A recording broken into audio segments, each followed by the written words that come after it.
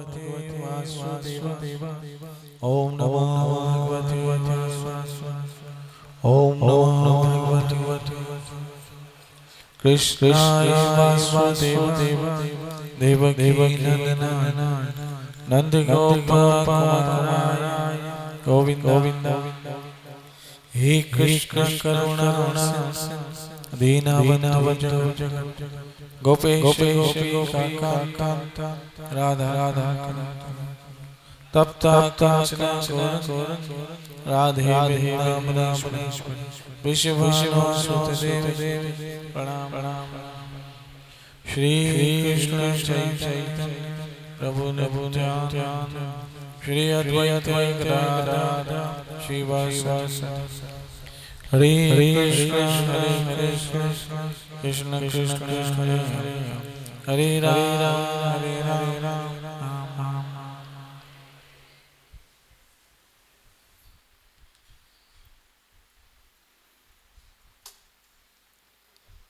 नारायणं नमस्कृत्य नरं चैव नरोत्तमं देवीं सरस्वतीं व्यासं ततो जयमुदीरयेत्। श्रीमद् भागवत। कल हमने पढ़ा ध्रुव महाराज ने एक घोर तपस्या की और उस तपस्या के बल पर सारे लोग कांपने लग गए, हिलने लग गए। तब सारे देवी देवता भगवान श्री हरि के पास वैकुंठ में पहुंचते हैं और उनसे प्रार्थना करते हैं। देवताओं ने कहा, भगवान आप समस्त अस्थावर जंगम जीवों के शरीरों के प्राण एक साथ ही, हे भगवान समस्त अस्थावर जंगम जीवों के शरीरों के प्राण एक साथ ही रुक गए हैं। ऐसा तो हमने पहले कभी अनुभव, प्रभु सबकी सांसें रुक गई है और सारे त्रिलोक डोल रहे हैं, हिल रहे हैं, ऐसा हमने पहले कभी भी नहीं देखा। आप तो प्रभु शरणागत वत्सल हो, आपके जो शरणागत होते हैं उनकी आप रक्षा करते हो। ये बात भली भांति देवता भी जानते हैं कि जो श्री हरि की श्री चरणों का आश्रय लेते हैं भगवान स्वयं उनकी रक्षा करते हैं। ये कितना सरल और सहज है कि हम अपने जीवन को सफल बनाने के लिए भगवान की शरण ग्रहण कर लें। अवश्य वो हमारी सहायता करेंगे, अवश्य वो हमारी रक्षा करेंगे। बस हमें उनकी शरण ग्रहण करनी चाहिए। भगवान की शरण ग्रहण करने से कितने बड़े बड़े महाभाई से इंसान छूट जाता, मुक्त हो जाता है।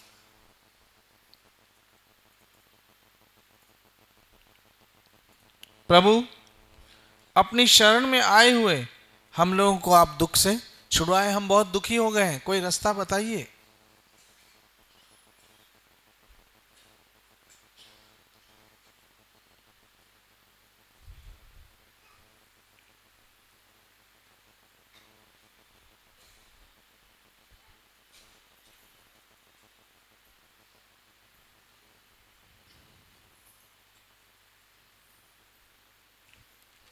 प्रभु जैसे कि मैं कभी कभी कथा बताता हूं थोड़ी भागवत से हटकर, कि आप जाकर ध्रुव को क्या करो, दर्शन दो प्रभु। और भगवान ने कहा नहीं, मैं ध्रुव को दर्शन नहीं दूंगा, बल्कि ध्रुव के जाके दर्शन करूंगा।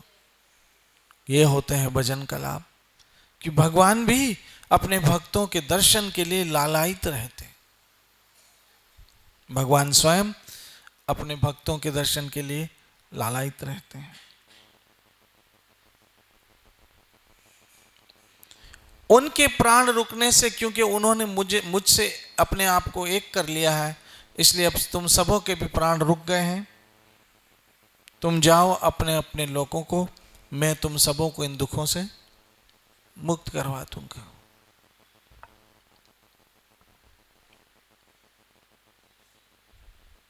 और तुम्हारे डर को दूर कर दूंगा।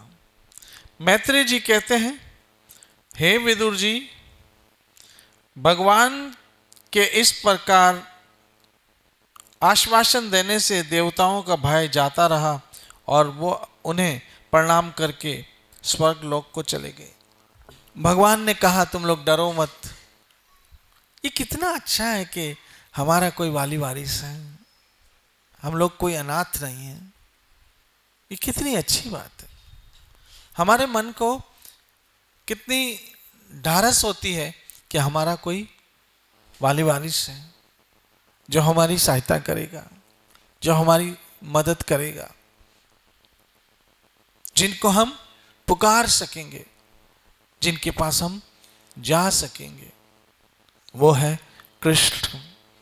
हरे कृष्ण हरे कृष्ण कृष्ण कृष्ण।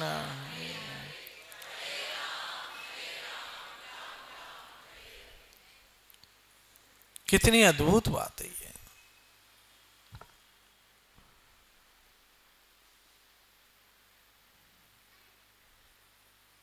अब जहां पर ध्रुव महाराज भजन कर रहे हैं, ओम नमो भगवते वासुदेव, ओम नमो भगवते वासुदेव, ओम नमो भगवते वासुदेव, ओम नमो भगवते वासुदेव। भगवान श्री हरि गरुड़ पर सवार होकर वहां जाते हैं ध्रुव महाराज के पास।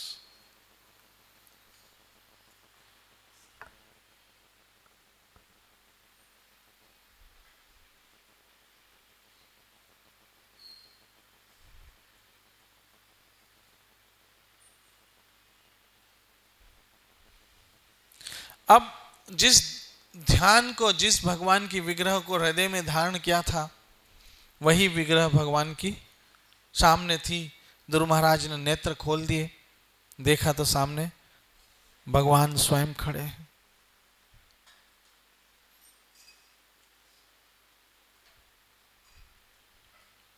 प्रभु के दर्शन पाकर बालक ध्रुव गदगद गदगद गदगद हो गए।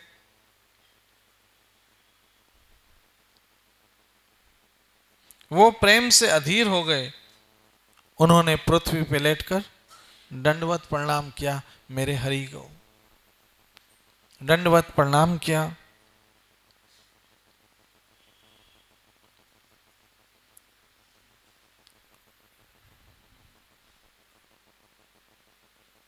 और इस तरह से आंखों से देख रहे हैं जैसे नजरों से भगवान को पी रहे हो, ऐसे दर्शन कर रहे थे।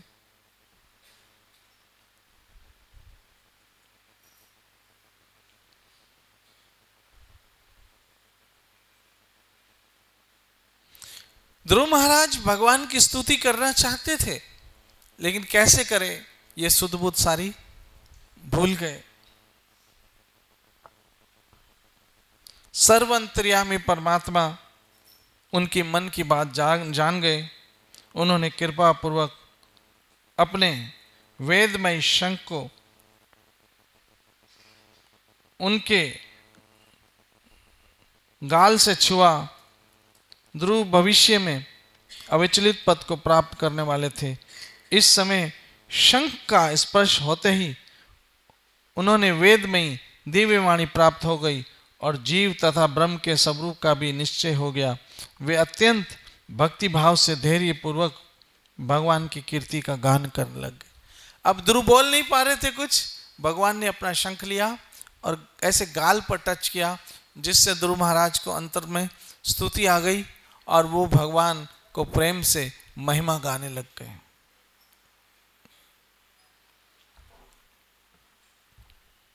ध्रुव महाराज ने कहा, हे प्रभु, आप सर्वशक्तिमान हैं। आप ही मेरे अंतकरण में प्रवेश करके अपने तेज से मेरी इस सोई हुई वाणी को सजीव करते हैं तथा हाथ पैर कान त्वचा आदि अन्य इंद्रिय एवं प्राणों को भी चेतना देते हैं। पहले तो ध्रुव महाराज को इस ज्ञान का, इस बात का ज्ञान हो गया कि मेरे प्राण, मेरे हाथ, मेरे पांव, मेरी आंखों को सबको चेतना देने वाले आप हैं प्रभु। बहनों माताओं मित्रों, इंसान इस बात को भूल जाता है कि ये टैलेंट मुझे किसने दिया है। ये सुनने की शक्ति, ये बोलने की शक्ति। जब इंसान बहुत अच्छा बोलने लगता है, बड़े बड़े लेक्चर देता है, ये भूल जाता है कि ये देने की शक्ति किसने दी है। वो इंसान बहुत अच्छा लिखने लग जाता है, बहुत बड़ा राइटर हो जाता है, लेकिन भूल जाता है कि लिखने की शक्ति किसने दी। वो इंसान बड़ा कलाकार हो जाता है और बहुत अच्छा गाने लग जाता है, लेकिन वो ये भूल जाता है कि गाने की शक्ति किसने दी है। वो इंसान बहुत बड़ा साइंटिस्ट हो जाता है, लेकिन ये भूल जाता है कि ये विद्या मुझे किसने दी है। वो इंसान बहुत बड़ा खिलाड़ी बन जाता है, खेल में बहुत आगे बढ़ जाता है, लेकिन ये भूल जाता है कि खेलने की कला मुझे किसने दी। यहां पर ध्रुव महाराज इस बात को समझ गए कि प्रभु, मैं जो भी बोल रहा हूं, जो भी देख रहा हूं, मेरी हर एक इंद्रियों की चेतना आपने दी है। यही वो ज्ञान है कि हमारी हर एक शक्ति जो भी है वो मेरे प्रभु ने दी है, इसलिए उसका पहले धन्यवाद हो। पहले धन्यवाद उसका, क्योंकि उसने मुझे ये सारी शक्तियां प्रदान की है। चाहे देखने की हो, चाहे सुनने की हो, चाहे सूंघने की हो, चाहे खाने की हो, चाहे हजम करने की हो, चाहे लेने देने की हो, चाहे चलते फिरने की हो, किसी प्रकार भी शरीर में शक्ति और इंद्रियों की चेतना तो श्री हरि ने दी है।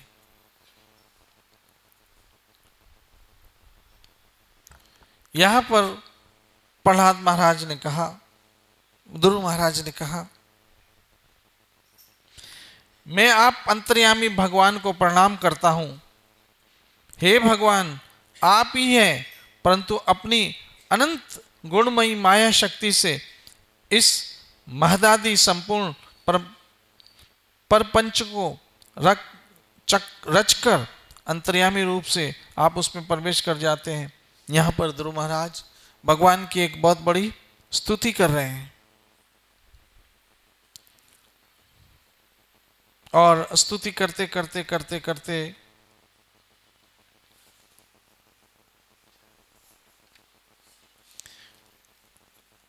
मैत्री जी कहते हैं, विदुर, जब शुभ संकल्प वाले महितिमान ध्रुव ने इस प्रकार स्तुति की, तब भक्त वत्सल भगवान उनकी प्रशंसा करते हुए कहने लगे। देखो, ये भक्त और भगवान आपस में आदान प्रदान करते हैं।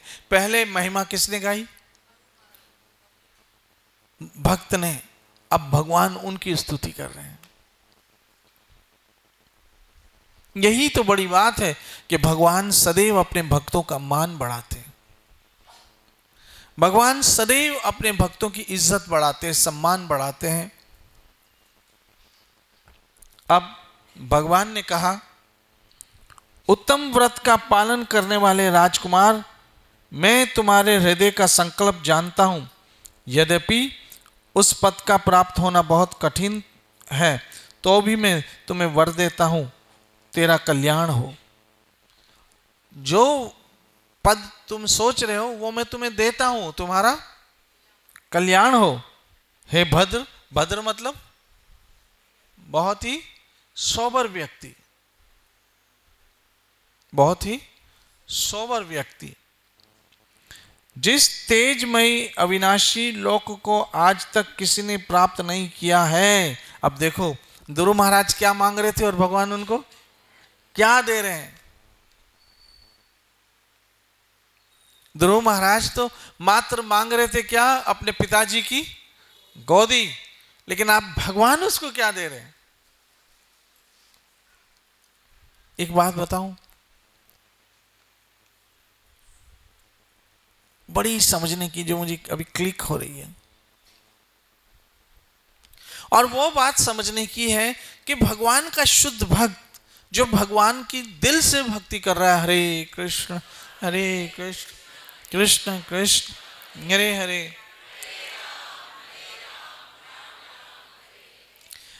अपने मन से, अपने प्राण से, अपनी बुद्धि से जो भगवान श्री कृष्ण की सेवा करता है। मैं एक बात कभी कभी सोचता हूं कि इंसान जो सेवा नहीं कर रहा है कृष्ण की, वो लक्ष्य विहीन जीवन जी रहा है, उनका अंत में क्या होगा? आज तो उसने संसार को पा लिया है तो वो पागल हो गया है, उसके पास समय ही नहीं है। सुबह उठता है, फैक्ट्री और कारखानों में जाता है,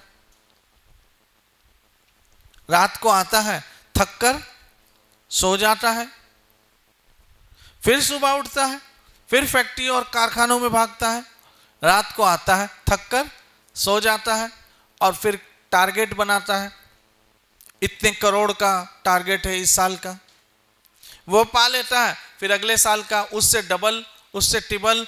आप देखोगे कि ऐसे अरब खरब खरब खरब खरबपति इंसान फिर भी नई नई पॉलिसियां बिजनेस की ला रहे हैं, नए नए प्रोजेक्ट बना रहे हैं, जबकि उनको कोई कमी नहीं है, फिर भी वो नई नई स्कीमें ला रहे हैं बिजनेस की,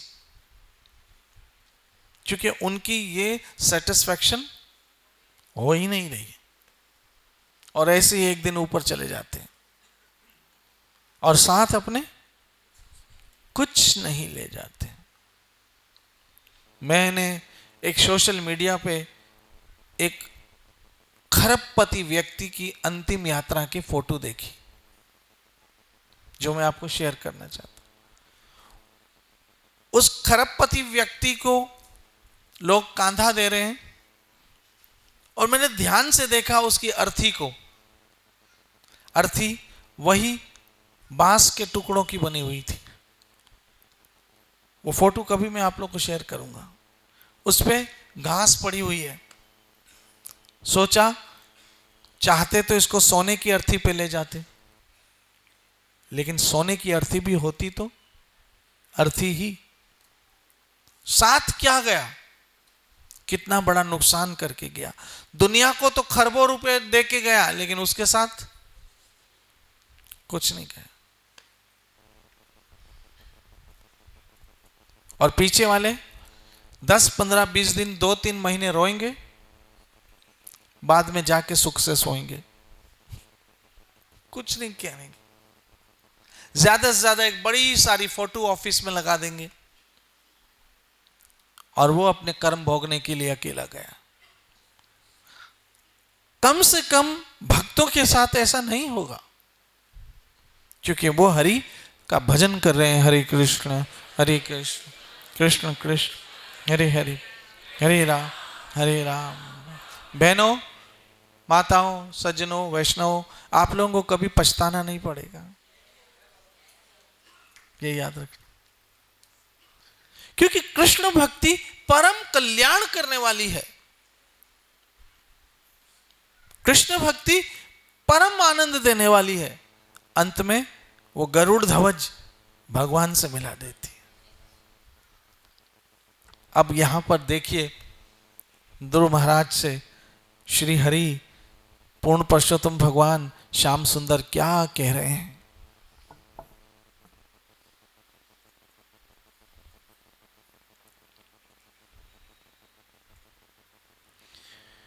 हे भद्र, यानी हे सोबर इंसान, रिस्पेक्टेड इंसान। क्या बात है, भगवान भी भक्तों की क्या करते हैं, रिस्पेक्ट करते हैं। कितनी बड़ी बात है, क्योंकि भक्त जो है सदैव भगवान की सोचते हैं। मेरे ठाकुर को गर्मी ना लगे, मेरे ठाकुर को सर्दी ना लगे, मेरे ठाकुर को ये ना हो, मेरे ठाकुर को ऐसा ना हो, मेरे ठाकुर को, ये होते हैं भक्त। ये होते हैं कौन, भक्त।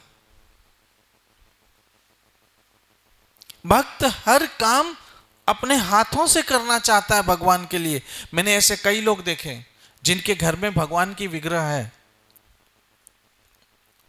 भगवान की विग्रह है, लेकिन सेवा खुद नहीं करेंगे। उसके लिए कोई पुजारी रखा हुआ है, वो आता है, श्रृंगार करता है और चला जाता है, और उसको श्रृंगार के हफ्ते 15 दिन के क्या देते हैं? अच्छा, कई लोगों के तो घर में श्रृंगार भी नहीं है। मजे की बात बताऊं, वो श्रृंगार भी नहीं रखते घर में। वो पुजारी आता है, श्रृंगार खुद लाता है भाड़े पे। ये आपको सच्ची बात बता रहा हूं। वो पुजारी अपने साथ वस्त्र श्रृंगार लाता है, वो श्रृंगार करके पुराने वस्त्र ले जाता है, नए वस्त्र पहनाता है और उसके बदले वो कुछ रुपए ले लेता है। फिर वो पुराना वस्त्र जो उसने भाड़े पे इस ठाकुर को दिया वो किसी और को पहना के आता है। फिर उसके पुराने वस्त्र निकालता है, वो किसी और को पहना के आता है। ऐसे 3 4 5 वस्त्र उसके पास होते हैं, वो सबको पहनाता है और सबसे पैसे लेता है। यानी हम अपने घर में भगवान रखते हैं लेकिन अपने हाथ से उसकी सेवा तक करने को तैयार नहीं। याद रखिए। और बहाना क्या करते हैं, हमको श्रृंगार करना आता नहीं। वाओ, तुमको खाना आता है, पीना आता है। सच सच बताओ, जब आपके घर बच्चा पैदा हुआ था तब नैपी बदलना आता था? नहीं आता था, फिर सीख गए ना।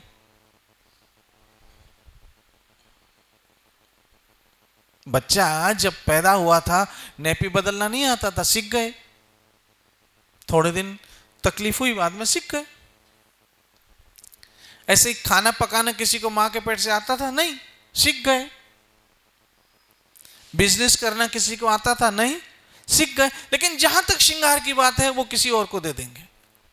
आप सीखना चाहो तो सीख सकते हो, लेकिन सीखेंगे कब, जब हमें प्रेम होगा। हमने तो एक पुजारी लगा दिया है, वो आता है करके चला जाता है। ये इससे सिद्ध होता है कि हमने भगवान तो घर में रखा है, लेकिन हमको प्यार कितना है। जिसको प्यार होता है वो अपने हाथों से करते हैं। श्री राधे। विग्रह में मुस्कुराहट तब आती है जब सेवा करने वाले दिल से करते हो, नहीं तो बेजान मूर्ति पड़ी रहती। बेजान मूर्ति पड़ी रहती। और मैं सही कहता हूं, आप ऐसे कई लोगों को जानते होंगे जो खुद अपने ठाकुर की सेवा कभी नहीं करते।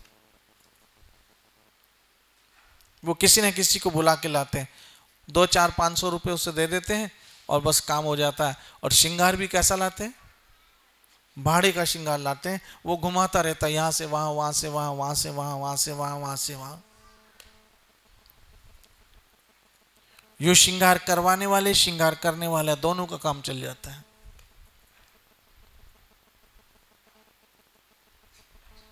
तो इस तरह से कभी भक्ति नहीं मिलती है। भक्ति मिलती है जब हम अपने ठाकुर की सेवा खुद करते हैं। श्री राधे। हाँ, कोई बीमार है, कोई दूसरी मजबूरी है, कहीं कहीं आपकी और इससे बढ़कर ठाकुर की कोई सेवा है और आप अपने घर के ठाकुर की सेवा उस कारण नहीं कर सकते हैं, और कोई आपने रखा है तो कोई बुरी बात नहीं है। लेकिन आप हट्टे कट्टे हैं, आपको कोई काम भी नहीं है, कोई दूसरा भी नहीं है, और आपने रख दिया इसलिए कि हमको करना आता ही नहीं, ये गलत काम। और ये जो भाड़े पे श्रृंगार लेते हैं ये भी गलत है। आप खुद बनाओ ना ठाकुर का श्रृंगार, अपना खुद अपने हाथों से बनाओ। श्री राधे। अब यहां पर ध्रुव महाराज को भगवान एक बहुत बड़ा गिफ्ट देने वाले हैं, बहुत बड़ा गिफ्ट देने वाले हैं।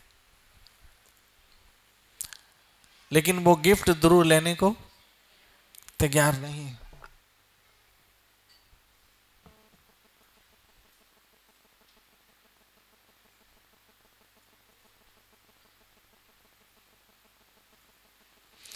अब यहां पर ध्रुव महाराज को भगवान क्या कह रहे हैं?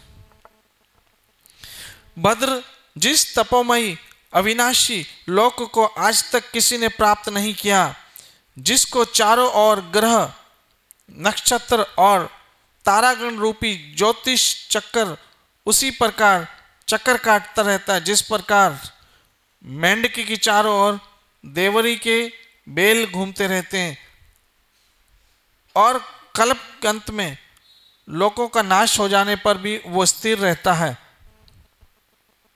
ये, और मैं तुझे ध्रुव लोक देता हूं, एक लोक देता हूं जिसका नाम क्या है? ध्रुव होगा। उसके इर्द गिर्द सारे तारे घूमेंगे, सब कुछ होगा, और वो कभी नाश भी नहीं होगा। ध्रुव लोक को क्या बोलते हैं? कौन सा स्टार? Pole star.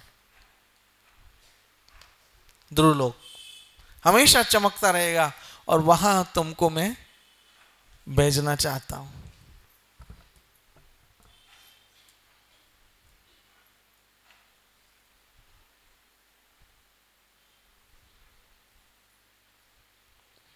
अब वो तो अंत में होगा, लेकिन उससे पहले जब तेरे पिता वन में चले जाएंगे, राज सिंहासन तुझे देकर जाएंगे। ये वरदान भी दे दिया, यानी लोक और परलोक दोनों सुखी।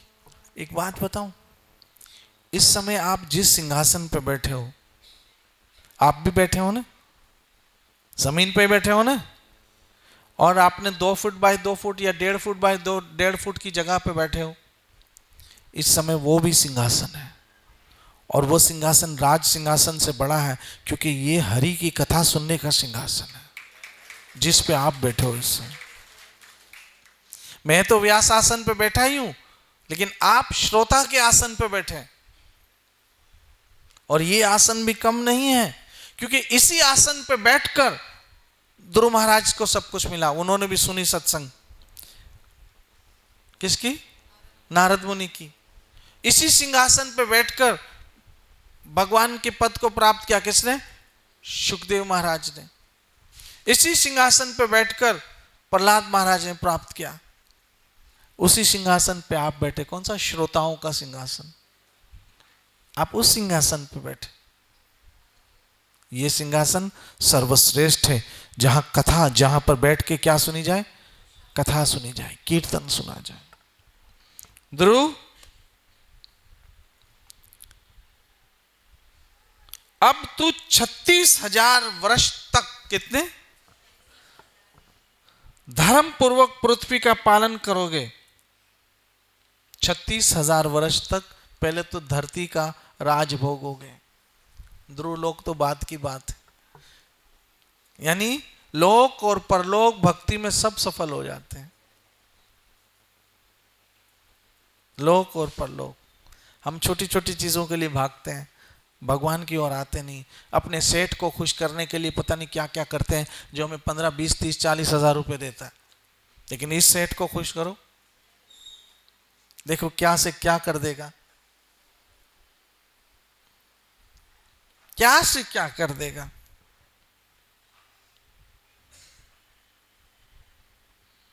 और 36,000 बरस तक राज करके भी तुम्हारी इंद्रियों की शक्ति ज्यों की त्यों ही रहेगी, बुढ़ापा नहीं आएगा। समझ लो, अगर 36,000 का राज मिला और बूढ़ा हो गया तो 100 बरस में ही, तो किस काम का? भगवान कह रहे हैं आनंद लोगे तुम। भक्तों को तो सदैव आनंद देते हैं, इसलिए कृष्ण का नाम क्या? आनंद कुंज। लेकिन हम दुर्भागी लोग हैं, वो आनंद लेने को तैयार नहीं है, इधर उधर भटक रहे हैं कीचड़ में।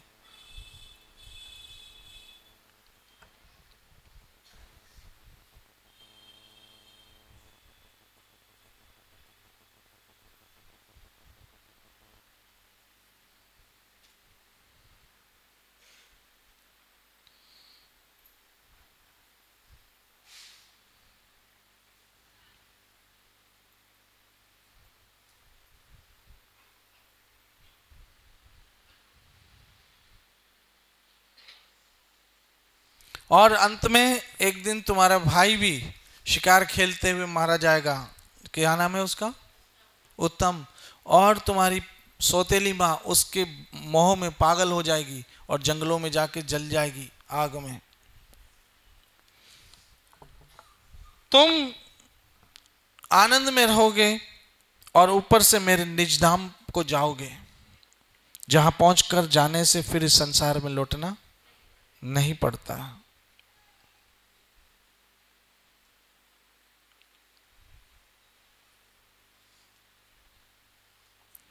यहां पर एक दूसरी अद्भुत बात है जो मैं आगे चल के आप लोगों को बताऊंगा।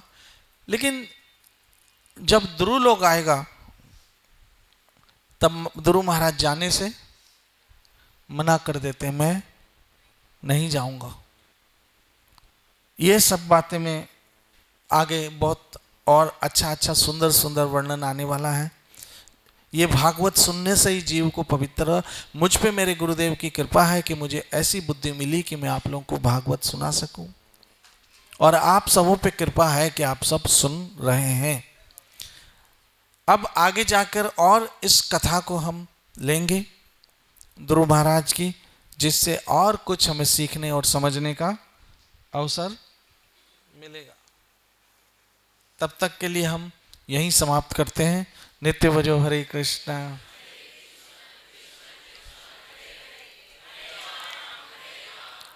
श्री श्री राधा वृंदावन चंद्र बिहारी लाल निताई गौर। जय जय श्री राधे, जय जय श्री राधे, जय जय श्री राधे।